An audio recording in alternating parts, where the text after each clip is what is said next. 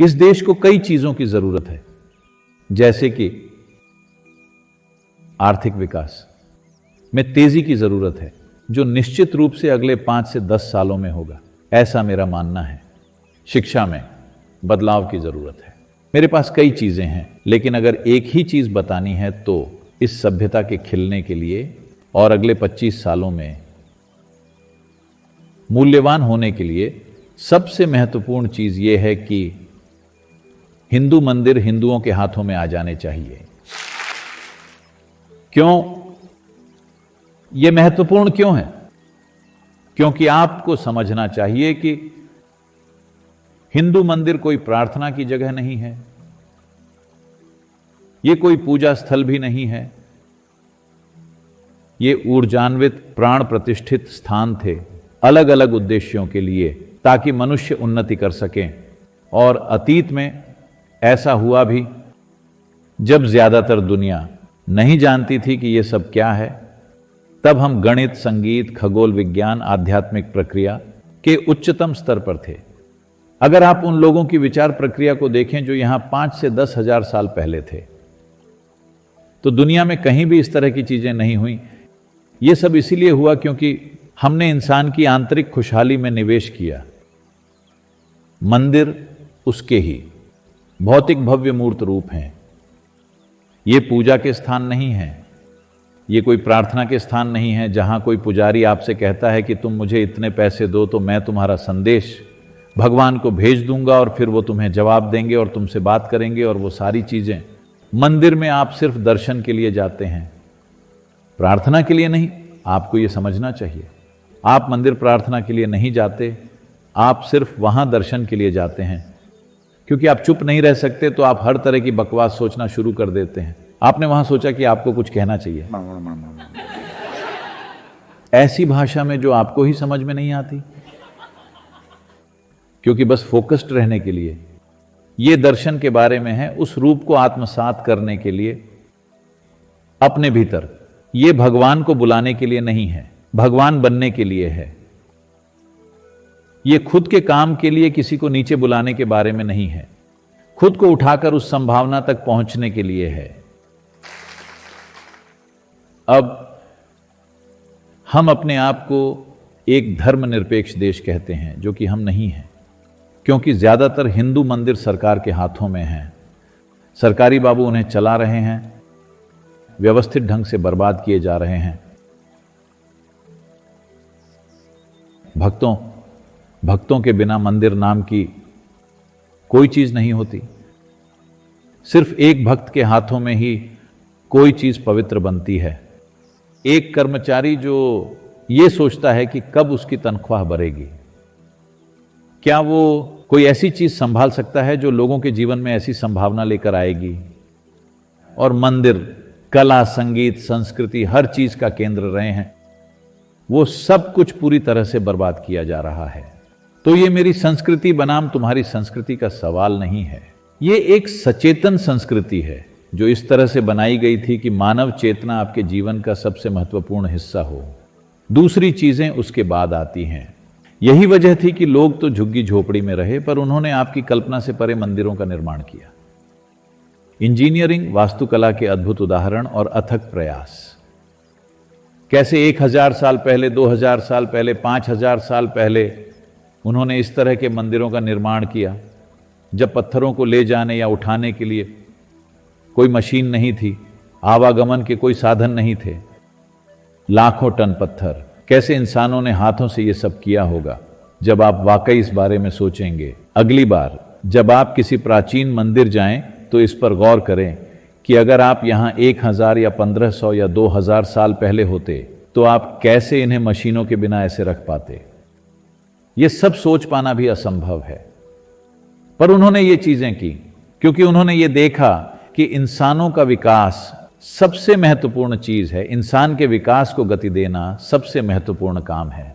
आज चाहे आप एक लग्जरी कार चलाते हो या किसी महल में रहते हैं या नहीं, यह महत्वपूर्ण नहीं है। मनुष्यों का ऊपर उठना सबसे महत्वपूर्ण चीज है। इस प्रक्रिया को तेज कैसे किया जाए?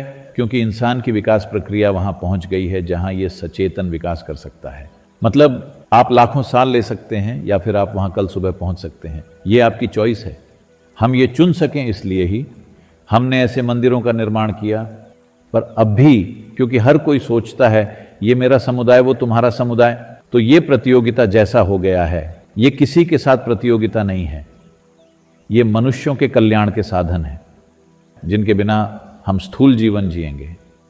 1993 में जब हम पहली बार इस जगह आए होलनेस प्रोग्राम के लिए, जब कुछ 68 लोग मेरे साथ 90 दिनों के लिए थे, तब पहली बार मैंने किसी और से इस बारे में बात की, जबकि 18 साल से ये मेरे गर्भ में था। पर पहली बार मैंने ये बोला कि हमें ध्यानलिंग मंदिर बनाने की जरूरत है। तुरंत ही, जैसे ही आप शिक्षित होते हैं आप ऐसे हो जाते हैं। मैं खुद भी इस तरह की शिक्षा से गुजरा हूं। मंदिर क्यों, स्कूल या हॉस्पिटल क्यों नहीं? मैंने कहा वो सब चीजें बाद में होंगी, पहले हमें इसे बनाना है, क्योंकि मैंने इसे गर्भ में धारण कर रखा है, हमेशा के लिए भीतर नहीं रख सकता। हेलो, मुझे इसे जन्म देना होगा। तो आज अगर ये मंदिर की जगह यहां कोई स्कूल होता या हॉस्पिटल होता तो क्या आप यहां होते? मैं पूछ रहा हूं। शायद जब आप बीमार होते तब आप यहां आते, या अगर आपके बहुत से बच्चे होते तब आप एडमिशन के लिए लाइन में लगे होते, नहीं तो आप यहां नहीं होते। तो ये महत्वपूर्ण है। एक मनुष्य के जीवन में सबसे महत्वपूर्ण चीज है उसके विकास को तेज करके एक उच्च संभावना तक ले जाना। इसी उद्देश्य के लिए हमने इन संरचनाओं का निर्माण किया जबरदस्त प्रयासों से। और हर तरह के मंदिर हर प्रकार के इंसानों के लिए, उनके हर तरह के उद्देश्यों के लिए, उन सभी चीजों के लिए। पर आज जिन्हें आक्रमणकारियों ने नष्ट कर दिया, उन्हें छोड़कर आज जो बचे हैं वो सरकारी बाबू चला रहे हैं। ये एक चीज सरकार को करनी ही चाहिए, क्योंकि लोग इसकी प्रतीक्षा कर रहे हैं। क्योंकि हिंदू मूक प्राणी होते हैं, मतलब आमतौर पर वो बोलते नहीं हैं, चाहे जो भी हो।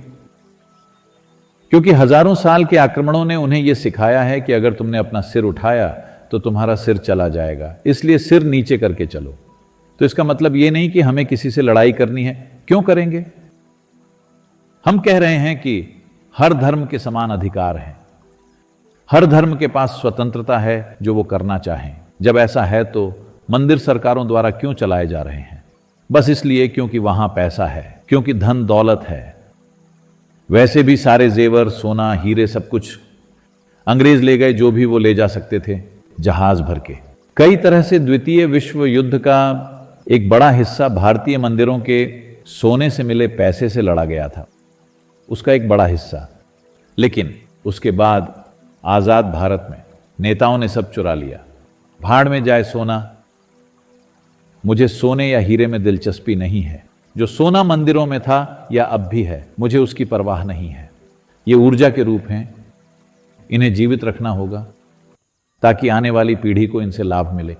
लेकिन समय निकला जा रहा है, तो इसका क्या असर होगा? इससे पूरी दुनिया प्रज्वलित होगी अगर हम इन स्थानों को शक्तिशाली रखें।